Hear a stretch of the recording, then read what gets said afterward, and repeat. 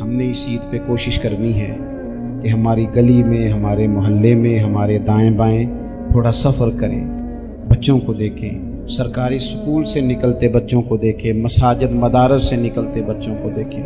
ہم نہ ایک ایک دو دو کا ساتھ دیں۔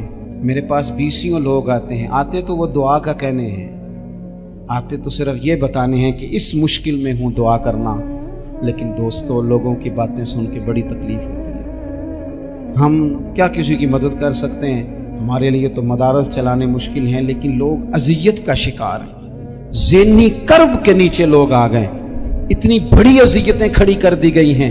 تھوڑا تھوڑا دیکھو، 2 کا کھانا 3 بھی تو کھا ہی سکتے ہیں نا، 3 کا کھانا 4 بھی تو کھا ہی سکتے ہیں نا۔ میرے محبوب نے ہمیں یہ نہیں کہا تھا زیادہ گوشت پکانا، بلکہ رسول پاک نے تو رنگ ہی بڑا سادہ دیا ہے۔ کریم نے فرمایا عائشہ شوربہ ذرا زیادہ کر لو، پڑوسیوں کو بھی سالن دے دیں گے۔ ایک بچہ آ گیا، یتیم بچہ، اس نے آ کے عرض کی حضور 3 گھر میں افراد ہیں، میں، میری بہن اور میری بیوہ ماں، والد حضور چلے گئے اور آج نہ 3 دن ہو گئے روٹی کوئی نہیں کھائی۔ میں اس منظر کو بھی جانتا ہوں کہ جب یتیم گھر میں اکٹھے بیٹھے ہوتے ہیں اور پتہ ہوتا ہے ان کو کہ ہماری اماں کے پاس آج پیسے کوئی نہیں اور گھر میں روٹی بھی کوئی نہیں، تو پھر ان کو بھوک ہی نہیں لگتی۔ ہاں نہیں لگتی۔ اماں پوچھتی ہے پتر روٹی کھانی ہے؟ نہیں میں تو سویرے جو کھایا تھا وہ ہضم ہی نہیں ہوا، اماں جی شاہی کوئی نہیں۔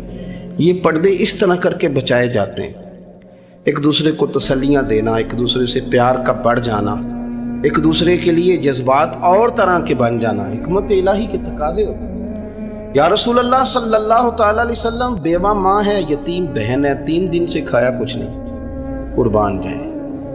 وہ گھر جہاں سے کائنات کھاتی ہے ساری، حضور نے فرمایا بلال جا کے ساری ازواج مطہرات سے پوچھ گھر میں کیا ہے۔ حضرت بلال کہتے ہیں میں سارے گھر ہی پوچھ آیا، ٹٹول آیا، ٹوٹل 21 کھجوریں نکلی۔ یہ 2 جہاں کے شاہ ہیں اور پاس کچھ رکھتے نہیں، 2 جہاں کی نعمتیں ہیں، ان کے خالی ہاتھ میں حضور کے سارے گھر کو میں ڈھونڈ 21 کھجوریں نکلی تو لا کے میں نے پیش کر دی، تو حضور نے ڈائریکٹ اس کو نہیں دی، نبی پاک نے اپنے ہاتھ پہ رکھ لی اور کہتے ہیں پھر حضور نے نا اپنا منہ مبارک قریب کیا کھجوروں کے۔ صحابہ خود فرماتے ہیں کہ یہ جو حضور نے منہ مبارک قریب کیا ہے نا، تو نبی پاک برکت کی دعا کر رہے تھے، 21 کھجوروں پہ برکت کی دعا ہوئی۔ حضور نے اس بچے کو بلایا، تھپکی دی، فرمایا لے جا 7 تیری، 7 تیری بہن کی۔ انہیں معمولی نہ سمجھنا ہو تو حضرت بلال کہتے ہیں حضور 3 بھی دے دینا کبھی تو 30 سال ختم ہی نہیں ہوتی، 30 سال گزر جاتے ہیں، نکالتے رہو کھاتے رہو، ختم ہی نہیں ہوتی۔ حضرت سیدنا ابو ہریرہ رضی اللہ تعالیٰ عنہ فرماتے ہیں حضور نے فرمایا 7 تیری، 7 تیری بہن کی، 7 تیری والدہ کی، اور 7 حضور نے اور بھی تلقین فرمائی، فرمایا ایک سویرے کھایا کرنا، ایک شام کو کھایا کرنا، یہ لے جا۔ حضرت سیدنا بلال حبشی کہتے ہیں رضی اللہ تعالیٰ عنہ کہ بچہ لے کے جب باہر نکلا تو حضرت سیدنا معاذ ابن جبل دوڑ کے گئے اور جا کے بچے کے سر پہ شفقت سے ہاتھ پھیرا، کا فکر نہ کرنا، رب کریم تجھے بہترین سرپرست عطا کرے گا، پتر پریشان نہ ہونا، اللہ تیری مدد کرے گا۔ صرف حوصلہ دیا، سر پہ دست شفقت پھیرا، بچہ چلا گیا تو حضور نے فرمایا معاذ ادھر آؤ نا ذرا۔ یا رسول اللہ حکم ہو۔ فرمایا کس چیز نے تمہیں اٹھایا بچے کے سر پہ ہاتھ رکھنے کے لیے؟ کس نے تمہیں کہا؟ کس چیز نے تمہیں اٹھایا جو تم بچے تک پہنچ گئے؟ عرض کی یا رسول اللہ وہ جو میرے دل میں اللہ نے یتیم کے لیے رحمت رکھی ہے نا، اس نے مجھے اٹھایا تھا، اور میں نے جا کے اس کے سر پہ دست شفقت پھیرا تو حضور فرمانے لگے سن پھر، جو کسی یتیم کے سر پہ خالی ہاتھ بھی پھیر دے، جتنے بال اس کے ہاتھ کے نیچے آئیں گے نا، رب اتنی خطائیں معاف کرے گا، اتنی نیکیاں دے گا، اتنے درجے اس کے بلند کر دے گا۔ خالی دست شفقت ہی پھیر دے، دینا دلانا تو بعد کی بات ہے، اس کا خیال رکھنا تو۔ یہ جو ہمارے مدارس ہیں نا، میں اکثر بچے غریب ہوتے ہیں، لیکن کچھ بچے تگڑے گھروں کے بھی ہوتے ہیں، مالدار گھروں کے بھی ہوتے ہیں۔ اس میں اگر کوئی ایسا بچہ آ بھی جاتا ہے نا جو یتیم ہے، کمزور ہے، تو وہ اپنے آپ کو محسوس نہیں کرتا کمزور، کیونکہ وہ یہ نہیں سمجھتا کہ میں یتیم خانے میں آیا ہوں۔ اس کے ذہن میں مائنڈ سیٹ یہ ہوتا ہے کہ میں مدرسے میں آیا ہوں اور میں پڑھنے کے لیے آیا ہوں، اور چونکہ وہ کچھ وزادار بچے، مالدار بچوں کے ساتھ وقت گزارتا ہے، اسی دسترخوان پہ بیٹھ کے کھاتا ہے، اسی کلاس میں سب کے ساتھ بیٹھ کے پڑھتا ہے تو اس کی عزت نفس مجروح ہونے کی بجائے طاقت پکڑتی. وہ برابری کی سطح پہ جب آتا ہے تو اسے محسوس ہوتا ہے کہ مجھے عزت دی جا رہی. اس لیے مدارس اسلامیہ میری نظر سب سے مضبوط جگہ ہیں جہاں مساکین کی، یتیموں کی، غریبوں کی صحیح معنوں میں کفالت بھی ہوتی ہے، تعلیم بھی ہوتی ہے. حضرت عبداللہ ابن مسعود رضی اللہ تعالیٰ عنہ سے جب کسی نے پوچھا تھا کہ بڑا عالم کون ہوتا ہے تو آپ فرمانے لگے جو رب سے زیادہ ڈرے وہ بڑا عالم ہے. اور دلیل انہوں نے یہ دی کہ اللہ کریم نے قرآن مجید میں فرمایا ہے کہ انما یخشی اللہ من عبادہ العلماء، اللہ کے بندوں میں سے جو عالم ہیں وہ رب سے ڈرتے ہیں. تو دینی تعلیم، اس کی معلومات حاصل کرنے کی کوشش کریں، صحیح کریں. قرآن مجید کی ایک آیہ کریمہ کا کچھ حصہ جو میں نے تلاوت کیا، اس میں اللہ کریم نے فرمایا اپنے محبوب سے، کہا وَقُلْ رَبِّ زِدْنِي عِلْمًا، اے محبوب آپ میری بارگاہ میں یہ دعا مانگیں، آپ یہ عرض کریں کہ اے رب میرے علم میں اضافہ کر دے، اے مالک میرے علم میں اضافہ کر دے. بہت ساری چیزیں ایسی ہوتی ہیں جن کی زیادتی ٹھیک نہیں ہوتی، وہ زیادہ ہو جائیں تو نقصان کرتی ہیں. لیکن علم ایک ایسی چیز ہے کہ جس کے بارے میں رب کریم نے کہا کہ محبوب آپ دعا مانگیں کہ آپ کو زیادہ علم دیا جائے. اور پھر علم ایک ایسی چیز ہے کہ کوئی بھی آدمی یہ دعویٰ نہ کرے کہ میں نے بڑا حاصل کر لیا ہے، میری اب تکمیل ہو گئی ہے، میں اب مکمل ہو گیا ہوں. جن کو اللہ نے غیب کے خزانوں کی کنجیاں دی ہیں نا، ان سے بھی رب کریم نے کہا ہے کہ محبوب آپ دعا کریں کہ مالک میرے علم میں اضافہ کر دے. تو جب وہاں تک یہ بات ہے تو پھر عام آدمی کو بھی چاہیے کہ وہ اپنی معلومات میں اضافے کا شوق پیدا کرے. اور تیسری بات یہ کہ جو حضور کے علم شریف پر بات کرتے ہیں وہ بھی اس آیت سے سیکھیں کہ حضور کا علم تو ہر روز رب اس میں اضافہ فرما رہا ہے، تو ہر روز اضافہ ہو رہا ہے. وَلَلْآخِرَةُ خَيْرٌ لَكَ مِنَ الْأُولَىٰ، ہر روز ترقی ہو رہی ہے حضور کے علم شریف کی بھی. تو ہمارے ہاں زیادہ تر لوگ بات اس لیے سیکھتے ہیں کہ میں کوئی کہیں سے مسئلہ سیکھوں گا پھر جا کے اپنی مسجد کے امام کو تنگ کروں گا، وہاں تو میں یہ سن کے آیا ہوں تو یہاں یہ کام کیوں نہیں ہو.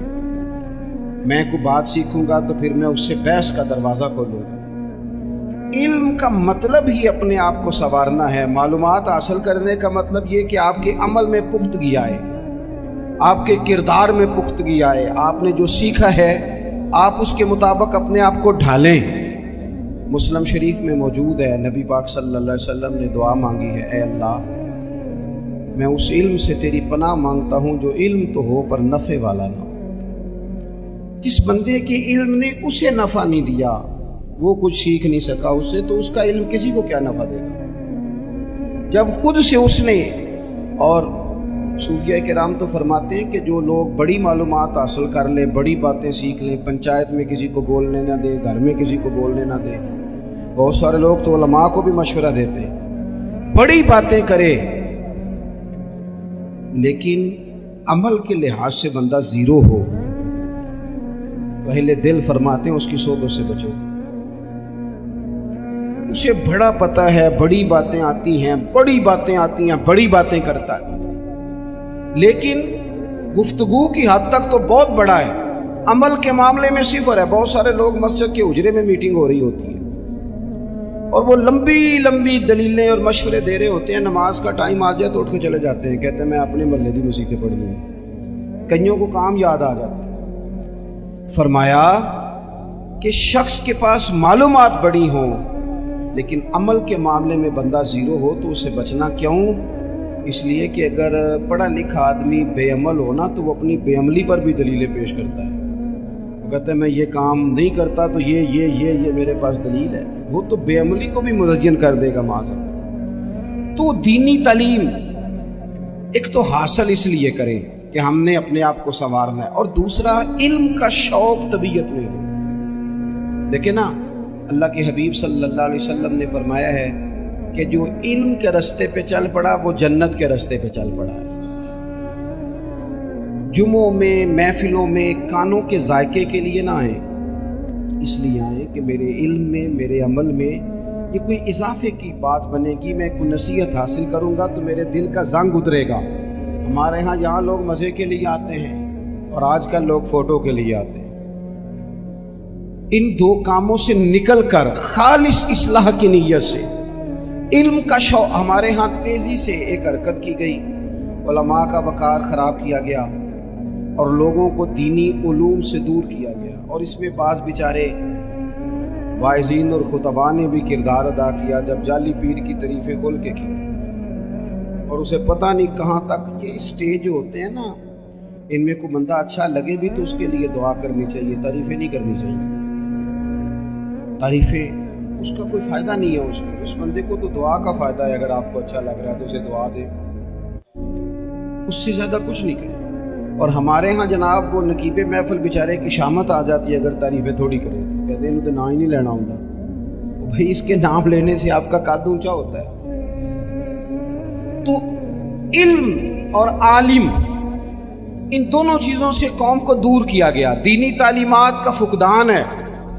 جو میٹرک تک لوگ 60-70 کتابیں پڑھ جاتے ہیں انہیں بھی قرآن پاک ٹھیک سے نہیں پڑھنا آتا، دور کیا گیا۔ آپ مجھے بتائیے، چلے ایک مسجد ہی آپ دیکھ لیں، اس مسجد کے اندر اگر ایک طرف ایک عالم دین مشکاہ شریف کھول کے بیٹھے ہوں، حدیث پاک کا درس ہو رہا ہے، یا بہار شریعت کھول کے بیٹھے ہیں، فقہی مسائل بیان کی، اور اسی مسجد میں ایک بابا جی جبہ پہن کے تگڑا سا بڑی سی پگڑی باندھ کے اور 500 دانے والی تسبیح لے کے بیٹھے، اب ایک بندہ اندر آتا ہے تو وہ کدھر جائے گا، عالم کی طرف کہ بابا جی کی طرف؟ وہ کیوں جا رہا ہے بھلا بابا جی کی طرف؟ وہ اس لیے کہ ہم نے اسے یہ بتایا ہی نہیں کہ جس طرح سبحان اللہ سبحان اللہ سبحان اللہ پڑھنا عبادت ہے نا، اسی طرح دارابا پڑھنا بھی عبادت ہے۔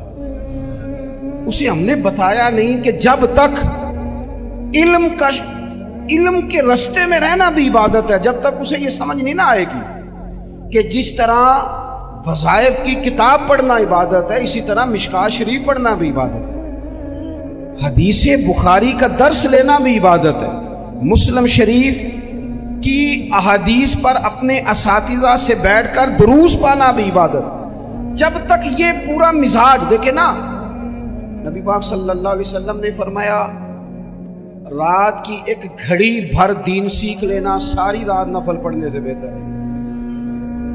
اب ہمیں سمجھنا چاہیے کہ کتاب پڑھ کے بھی بندہ رب رسول تک پہنچ سکتا ہے، کتاب و سنت رستہ آسان کرتے، لیکن ہمارے ہاں کیا مزاج دیا گیا ہے، بابا جی کے پاس چلو، ضرور جائیں بابا جی اگر نیک ہیں تو منع کوئی نہیں کر رہا، لیکن جو سوچ ہمیں حضور نے دی ہے ہم نے اسی سوچ کے مطابق اپنے معاملات کو ترتیب دینا ہے نا۔ اب ایک بات میں نے آپ سے پوچھی اور آپ نے کہا قوم ساری بابا جی کی طرف جائے گی، حدیث پاک کس طرح ہے؟ اللہ کے محبوب مسجد شریف میں تشریف لائے، دونوں جانب لوگوں کے حلقے بنے ہوئے ہیں، لوگ بیٹھے ہوئے ہیں، ایک حلقے میں لوگ اللہ کی یاد کر رہے ہیں، ذکر ہو رہا ہے، ایک حلقے میں بیٹھ کے ایک عالم کتاب و سنت کا درس دے رہے ہیں، ایک صحابی اور باقی سن رہے ہیں۔ خاص توجہ کریں نوجوان میری بات پر، رسول کریم صلی اللہ علیہ وسلم دونوں کے بیچ کھڑے ہو گئے اور کریم نے فرمایا دونوں محفلیں خیر کی ہیں، دونوں ہی حلقے خیر کے ہیں، اور پھر حضور فرمانے لگے مجھے چونکہ رب نے استاد بنا کے بھیجا ہے، میں چونکہ معلم بن کے آیا ہوں، یتلو علیکم آیاتنا ویزکیکم، میں چونکہ کتاب و سنت کی تعلیم کے لیے آیا ہوں۔ یہ لفظ کہتے کہتے حضور اس جماعت میں بیٹھ گئے جو دین پڑھ اور پڑھا رہی تھی، حضور وہاں بیٹھے جہاں بات دین کی ہو رہی، جہاں لوگوں کو اللہ رسول کی بات بتائی جا رہی۔ حضرت یوسف بن عبداللہ بن عبد السلام، یہ حضرت عبداللہ بن سلام کے بیٹے تھے، یہ کہتے ہیں کہ میرے والد حضرت عبداللہ بن سلام حضور کے صحابی تھے، اور حضرت ابو درداء ان کا آپس میں بڑا دوستانہ تھا۔ کہتے ہیں میں ملنے چلا گیا، حضرت سیدنا ابو درداء بیمار تھے، تیمارداری کرنے گیا۔ کہتے ہیں میں جب گیا تو مجھ سے کہنے لگے بھتیجے تو کیسے آ گیا؟ میں نے کہا آپ کا اور میرے ابا جی کا یارانہ بڑا تھا، دوستی نبھانے آیا ہوں، تو آپ پر آخری وقت تھا، نزع کا عالم تھا، میں نے کہا کوئی نصیحت کریں۔ تو حضرت ابو دردہ کہنے لگے بیٹا مجھ پر وہ وقت ہے کہ بہت بڑا جھوٹا بھی اس وقت میں سچ ہی بولتا ہے، اس وقت میں سچ بولتا ہے، سچ۔ آپ فرمانے لگے میں رسول اللہ کا غلام رہا ہوں، ابو بکر صدیق کا مشیر رہا ہوں، فاروق اعظم کا مشیر رہا ہوں، میں نے صحابہ کے ساتھ وقت گزارا ہے، جاتے جاتے تجھے نصیحت کر رہا ہوں پلے سے باندھ لینا۔ حضرت یوسف بن عبداللہ بن سلام کہنے لگے حضور کہیے، فرمانے لگے بیٹا سجدہ کبھی نہ چھوڑنا، سجدہ نہ چھوڑنا، سجدہ نہ چھوڑنا۔ حضور کیا ملتا ہے؟ فرمایا میں نے اپنے نبی سے سنا ہے کہ بندہ رب کے سب سے زیادہ قریب اس وقت ہوتا ہے جب اس نے اپنا سر سجدے میں رکھا ہوتا ہے، اللہ کے قریب ہوتا ہے۔ کہاں ہوتا ہے؟ بول کے بتائیے، اس بات کو سمجھیے۔ فرمایا جب کسی نے سر رکھا ہو نا سجدے میں، مٹی پہ، صاف پہ، سیمٹ پہ، اس نے مسجد میں سر سجدے میں رکھا ہو تو یہ سر اس نے سجدے میں نہیں رکھا ہوا، یہ تو اس کا رب کے قریب چلا گیا سر۔ بندے کا اللہ سے قرب کہاں ہوتا ہے؟ سجدے میں۔ کس جگہ؟ اس لیے حضور نے فرمایا سجدے میں دعائیں زیادہ قبول ہوتی ہیں، سجدے میں دعائیں زیادہ قبول ہوتی ہیں۔ بندگی کی لذت، سرور، کیف، اس کے ذائقے۔ حضرت احنف بن قیس تابعی ہیں، صحابی کے شاگرد ہیں، فرماتے میں مسجد اقصی میں گیا، فلسطین میں مسجد اقصی میں، ایک شخص کو میں نے دیکھا، بڑا نورانی چہرہ اس کا، اور بڑا اس کے وجود کے اندر عجیب سی کشش، خوشبو دور تک پھیلی ہے۔ وہ بندہ نا نماز نہیں پڑھ رہا تھا، سجدے ہی کرتا جا رہا، ایک سجدہ، دوسرا سجدہ، تیسرا سجدہ، اور سجدہ کرتا تو دیر تک سجدہ کرتا، پھر سجدہ کرتا تو دیر تک۔ کہتے ہیں جب وہ فارغ ہوا تو میں نے گزارش کی، کہتے ہیں جب وہ فارغ ہوئے تو میں نے گزارش کی، میں نے کہا بزرگوں ایک بات پوچھنے کو دل کرتا ہے۔ انہوں نے کہا پوچھو۔ کہنے لگے آپ اتنے سجدے کیوں کرتے ہیں؟ کہتے ہیں میں نے پوچھا تو بزرگوں نے رونا شروع کر دیا، اتنا روئے کہ ہچکی بند گئی۔ پھر میں نے کہا حضور میں نے کوئی غلط بات پوچھ لی، آپ تو پریشان ہو گئے؟ کہنے لگے پھر رونے لگے۔ میں نے پھر کہا حضور آپ، میں نہیں پوچھتا سوال کرتے، پھر رونے لگے، 3 دفعہ روئے تو کہنے لگے سنو میں رسول اللہ کا صحابی ہوں، میں نبی پاک کا، میں نے اپنے حبیب سے سنا ہے کہ جب کوئی بندہ رب کو ایک سجدہ کرتا ہے تو اللہ اس کے گناہ معاف کرتا ہے، ایک سجدہ کرتا ہے تو اللہ کیا کرتا ہے؟ بولیے، اللہ گناہ بھی معاف کرتا ہے، رب اسے نیکی بھی عطا کرتا ہے، اور اپنی بارگاہ میں اس کا درجہ بھی بلند فرماتا ہے۔ ایک سجدہ اور 3 فائدے، گناہ بھی معاف ہوئے، نیکی بھی ملی، اور درجہ بھی بلند ہوا۔ کہتا یہ کہہ کے بزرگ پھر رونے لگے۔ جب وہ خاموش ہوئے میں نے کہا حضور اگر ناراض نہ ہو تو مجھ پر تو کیفیت ہی عجیب طاری ہو گئی ہے، آپ کے اس رنگ نے میرا بھی رنگ بدل دیا ہے، پوچھ سکتا ہوں آپ کون ہیں؟ پوچھ سکتا ہوں آپ کون ہیں؟ کہتے جب میں نے سوال کیا تو انہوں نے پھر آنسو پوچھے، کہنے لگے میں رسول اللہ کا نوکر ابو ذر غفاری ہوں، میں ابو ذر غفاری ہوں، میں اپنی زندگی سجدے میں بتانا چاہتا ہوں، میں وقت اللہ کے حضور سجدہ کر۔ حضرت عمر فاروق رضی اللہ تعالیٰ عنہ نکلے عید کا خطبہ دینے کے لیے، تو بیوی سے کہنے لگے جوتا، اس نے کہا صاحب اتنی دفعہ ٹوٹا ہے اب گانٹھا نہیں جا سکتا، اتنی دفعہ ٹوٹا ہے کہ اب دوبارہ پیمند نہیں لگ سکتے۔ حضرت عمر کہنے لگے چل کوئی حرج نہیں ہے، بغیر جوتے کے ننگے پیر ہی چلتے ہیں، کوئی حرج نہیں۔ تو کہنے لگے لوگ کیا کہیں گے؟ فرمایا چپ کر، لوگ جس دن عمر نے یہ دیکھ لیا نا لوگ اس کے بارے میں کیا کہتے ہیں، اس دن عمر عمر نہیں رہے گا۔ تو کہا پھر آپ کا نظریہ کیا ہے؟ فرمایا میرا نظریہ یہ ہے کہ رب رسول میرے بارے میں کیا کہتے ہیں، لوگوں کا کیا ہے؟ لوگ کل کسی کے بارے میں کچھ کہتے ہیں اور پرسوں کچھ کہتے ہیں، میرا نظریہ یہ ہے کہ رب رسول میرے بارے میں ننگے پیر عمر جا رہے ہیں۔ کون جی؟ میں بڑا ماڑا۔ اچھا جناب کیا کیا غربت ہے؟ 10 قسم کے جوڑے لٹکے ہوئے ہیں کمرے میں، اور پہننے کی فرصت نہیں، سویرے کیا پہننا ہے، شام کیا پہننا ہے، 15 سوٹ کٹھے استری ہو کے لانڈری والا بھیج رہا ہے، اور تو غریب ہے، تو بہت بڑا غریب ہے۔ اس لیے کہ غربت پیسوں کی وجہ سے نہیں ہوتی، غربت تو دل کی ہوتی ہے۔ تو واقعی بڑا غریب ہے اور تو غریب ہی رہے گا۔ امیر تو عمر فاروق تھے، عمر فاروق تھے جو ننگے پاؤں چلے گئے عید کی نماز پڑھانے، تو رستے میں جو ملا کہنے لگا عمر جوتا تو پہن لو۔ فرمایا تمہیں عمر کا جوتا نہ پہننے کا نقص تو نظر آیا ہے، کوئی حرج نہیں، अगर उमर को कभी बताना हुआ तो वो वाला नुक्स बताना जो उमर की सीरत में पैदा हो, किरदार में पैदा हो, वो वाला नुक्स बताना। ये छोड़ो, जूते आते जाते रहते, नंगे पांव गए। हमारे यहाँ, मैंने उस दिन भी कहा था, हमारे यहाँ लोगों ने बहाना बना लिया है, हुजूर बख्शवा देंगे, महफिल नात 6 घंटे की, नमाज 5 मिनट की, हुजूर बख्शवा देंगे।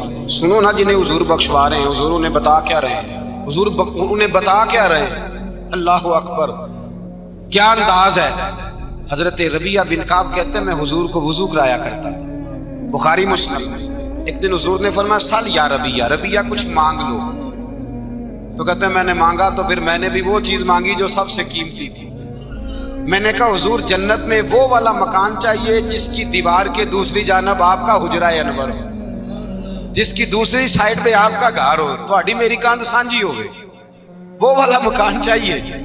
नबी पाक ने फरमाया जा तुझे दिया, जा तुझे, बोलिए जा तुझे, कमाल हो गई, जा तुझे दिया। कौन देता है, देने को मुंह चाहिए, देने वाला है सच्चा हमारा, मैं जा तुझे दिया।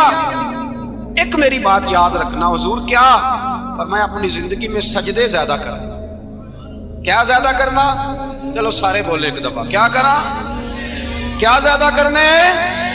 तो हुजूर भी फरमाते हैं मेरा जन्नत में पड़ोसी वो होगा जो सजदे ज्यादा करके आएगा। तो मेरे भाई अगर तू सजदा ही नहीं करता, तू इस लज्जत से ही नाशना है, नमाज जल्दी की, बाकी सारे काम लेट के, मस्जिद में बैठे हैं लोग, खुश गप्पियां चल रही हैं, बड़ी बड़ी लंबी, नमाज का वक्त आया तो छोटी हो गई, फटाफट करो।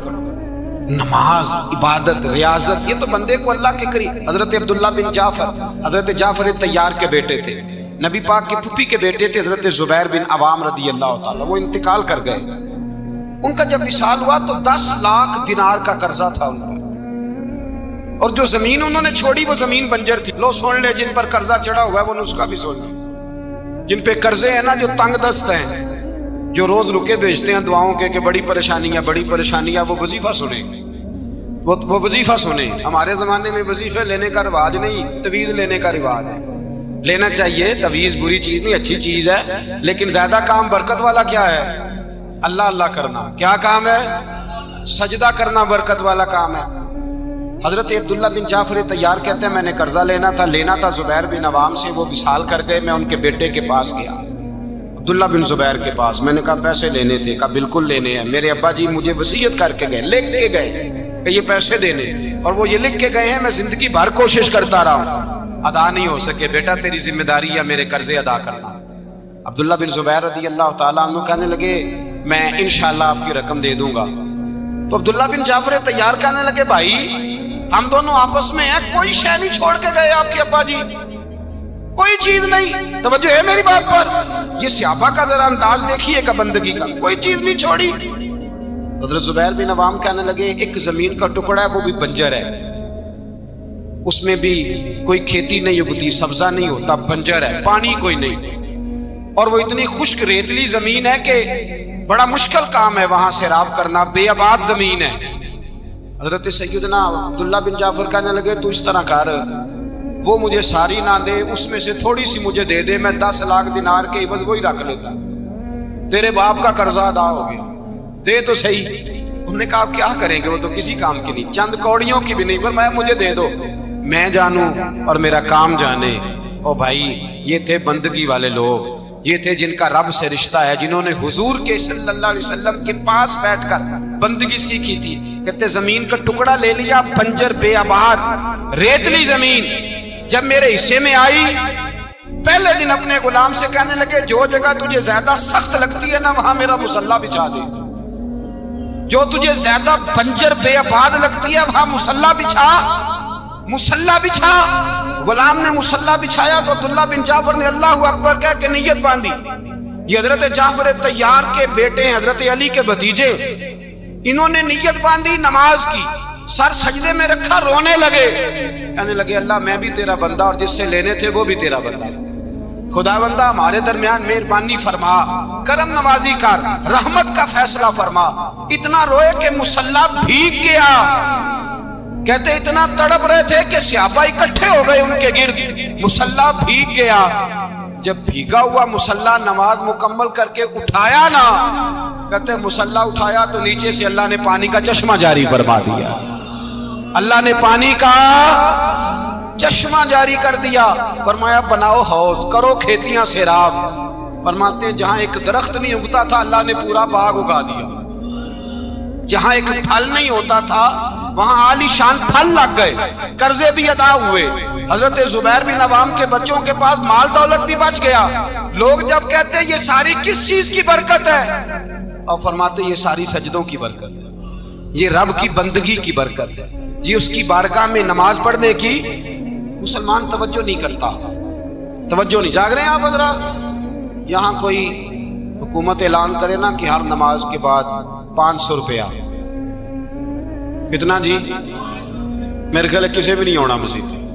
اور خدا کے بندو بات سمجھو، رب فرماتا ہے تو مسجد آدھا میں تجھے برکت عطا کروں گا، میں تجھے برکت دوں گا۔ میں ایک صحابی کہتے ہیں مجھے اکثر یہ حضور کا فرمان سنتا تو میرے دل میں خیال آتا آخر اللہ کس طرح برکت دیتا ہے اللہ آخر۔ ایک صحابی کہتے ہیں نبی پاک صلی اللہ تعالی علیہ وسلم نے فرمایا عبادت کرو اللہ برکت دے گا۔ میرے دل کے اندر خیال آیا کس طرح، آخر اللہ کس طرح سے نوازتا ہے، رنگ کیا ہے؟ کہتے میں یہ بات سوچ کے نا تو مجھے قضائے حاجت کی حاجت ہوئی، پخانہ پیشاب کے لیے میں نکلا تو ایک جگہ دور جا کے میں بیٹھا کھیتوں میں، دور جا کے کہتے میں پیشاب کر رہا تھا تو ایک چوہا اپنے بل سے نکلا اور ایک ہیرا میرے پاس رکھ گیا۔ میں پیشاب کر رہا ہوں، کہتے پھر گیا اندر تو ایک ہیرا اور رکھ گیا، پھر گیا تو پھر رکھ گیا، پھر گیا تو پھر رکھ گیا، کہتے 15 ہیرے چھوڑ گیا۔